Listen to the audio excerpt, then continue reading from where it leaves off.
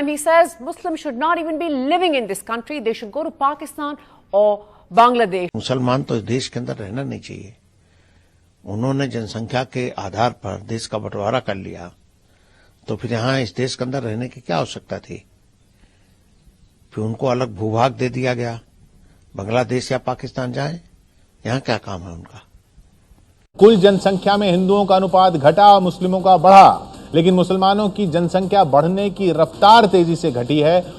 अनुपात मुसलमानों में ज्यादा बढ़ रहा है और मुझे लगता है कि कोई न कोई इसके पीछे भी योजनाबद्ध तरीके से साजिश काम कर रही है. 10 साल, 15 साल, 20 साल, 25 साल में फिर बोलबाला हो जाएगा. कहाँ रहेगा जाकर हिंदुस्तान का? ये खतरा है. हिंदू तो हम दो, हमारे दो तक सीमित हो गया है. 2-4 बिटिया और 10 बच्चा पैदा करके देश की गरीबी बढ़ा रहे हो. शेर का बच्चा एक ही नहीं, हमें 4 बच्चे चाहिए. ये दुनिया एक ग्लोबल विलेज है. यहाँ हर कोई फूंक फूंक के कदम रखता है, चाहे वो कितना भी ताकतवर क्यों ना हो. जो कोई इसके तय करदा कवानीन को तोड़ने की कोशिश करता है वो खुद टूट फूट का शिकार हो जाता है, चाहे जितना भी ताकतवर कंट्री क्यों ना हो. मगर फिर कुछ ऐसे लोग अभी मौजूद हैं जो तारीख के इन किरदारों से इबरत हासिल करने के बजाय इनको रोल मॉडल बनाकर चलते हैं. इंसानी तारीख का इस तरह की किरदारों में से एक किरदार एडोल्फ हिटलर था, जिसने ये तय कर रखा था कि दुनिया से जीव्स को खत्म कर देगा. बल्कि इसी तरह से ही हिंदू इंतहा पसंद तंजीम आरएसएस के कारिंदे नरेंद्र मोदी हिंदुस्तान से मुसलमानों को खत्म करने का एजेंडा लेकर चल रहे हैं. इससे पहले कि हम ये आपको बता दें कि मोदी ने इस सिलसिले में क्या इकदाम किए हैं और क्या करने वाले हैं आने वाले दिनों में, आपको ये बताते चलें कि मोदी और हिटलर में कितना फर्क है. हिटलर भी मोदी की तरह उस वक्त तक खुलकर मैदान में नहीं आया था जब तक इनको ये यकीन नहीं हुआ कि अब सारी कौम इनके साथ खड़ी है. मोदी ने भी बिल्कुल यही रास्ता अपनाया. इन्होंने इस मकसद को हासिल करने के लिए एक तयशुदा प्लानिंग के तहत गुजरात में हिंदू इंतहा पसंद तंजीम आरएसएस के नुमाइंदों को खुली छूट दे दी ताकि वो मुसलमानों का कत्ल आम कर सके, जिससे हिंदू इंतहा पसंदों को ये यकीन हुआ कि मोदी ही वो वाहिद बंदा है जो इनके इस काम को यानी मुसलमानों को हिंदुस्तान से खत्म करने के मिशन को पूरा कर सकते हैं. गुजरात के कत्ल आम के बाद तमाम इंतहा पसंद हिंदुओं की नजर में Modi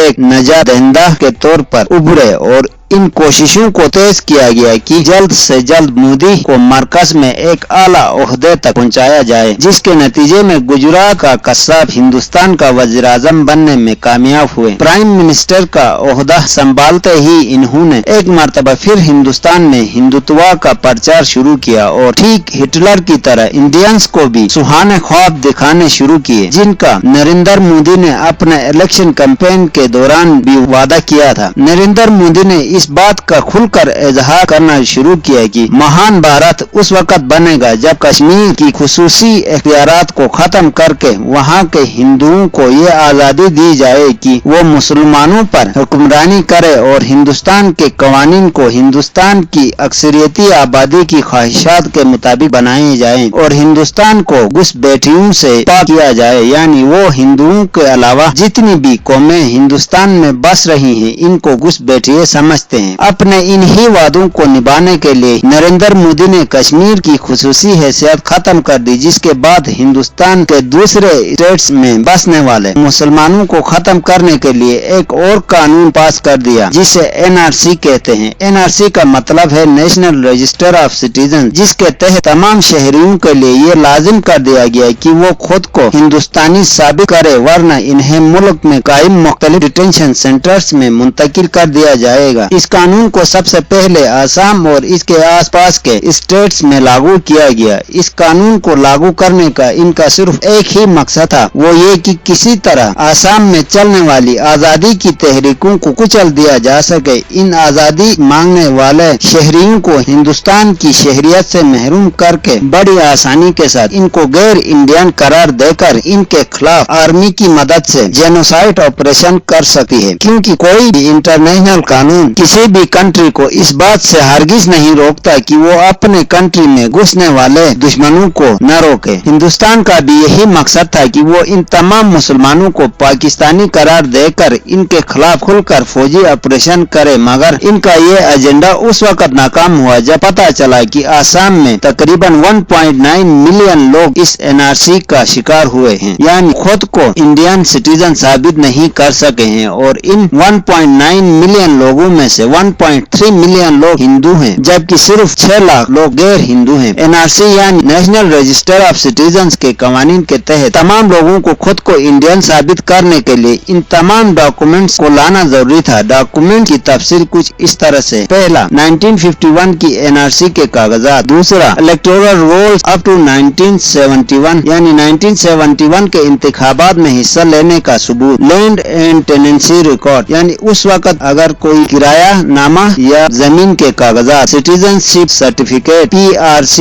refugees registration certificate, any government issue licence और सर्टिफिकेट, गवर्नमेंट सर्विस और एम्प्लॉयमेंट सर्टिफिकेट, बैंक और post office account, birth certificate, board और एजुकेशन सर्टिफिकेट, कोड रिकॉर्ड और प्रोसेस। मोदी हुकूमत मुसलमानों से दुश्मनी के चक्कर में शायद ये भी भूल चुकी थी कि हिंदुस्तान की 40 करोड़ से ज्यादा की आबादी सिर्फ 17 से 38 रुपए पर डे पर गुजारा कर रही है। तो इनके पास 1971 के यानी आज से 50 साल पुराने डॉक्यूमेंट्स बनवाने का वक्त कहां से आएगा। इसके अलावा नरेंद्र मोदी ने खुद आज तक अपनी मास्टर्स की डिग्री हासिल नहीं कर सके, तो इन गरीबों से कैसे तवक्को की जा सकती है कि जिनके पास 2 वक्त का खाना खाने के लिए पैसे कमाने का वक्त नहीं होता है, वो अपने डॉक्यूमेंट क्या खाक बनवाएंगे। इन तमाम जो 11 तरह के डॉक्यूमेंट्री प्रूफ्स मांगे गए थे वो किसी के लिए भी मुमकिन नहीं थे, इसीलिए 1.9 मिलियन की आबादी खुद को इंडियन साबित नहीं कर सकी। जिसके बाद मोदी हुकूमत को इस बात का एहसास हुआ कि इससे तो ज्यादातर हिंदुओं को ही नुकसान पहुंच रहा है। इसके अलावा भी एक भी लिस्ट जारी कर दी गई जिसके मुताबिक इस मौजूदा लिस्ट में राशन कार्ड को भी शामिल कर दिया गया, मगर फिर भी नाकाम हुए और मोदी के सामने अब इतनी बड़ी तादाद में मुसलमानों को शहरियत से बेदखल करने का कोई और मौका बचा नहीं था। तो इसलिए के नाम यानी सिटीजनशिप बिल अमेंडमेंट के नाम पर एक और कानून पास कर दिया गया। और इस कानून की मिसाल इसी तरह ही है जैसे आपको कोई शख्स ये ऑफर करे कि मैंने आपके लिए एक आला दावत का इंतजाम किया है, मगर दावत खाने से पहले आपको चुटकी भर जहर भी खाना होगा। मोदी सरकार ने इस कानून को ये कहकर जस्टिफाई करने की कोशिश की कि हमारे हमसाये ममालिक यानी बांग्लादेश, अफगानिस्तान और पाकिस्तान में माइनॉरिटीज स्पेशली हिंदुओं के साथ बड़ा जुल्म हो रहा है, इसलिए हमने इनको इंडियन शहरियत देने का ऐलान किया है। मगर इनका ये चूरन न बिक सका क्योंकि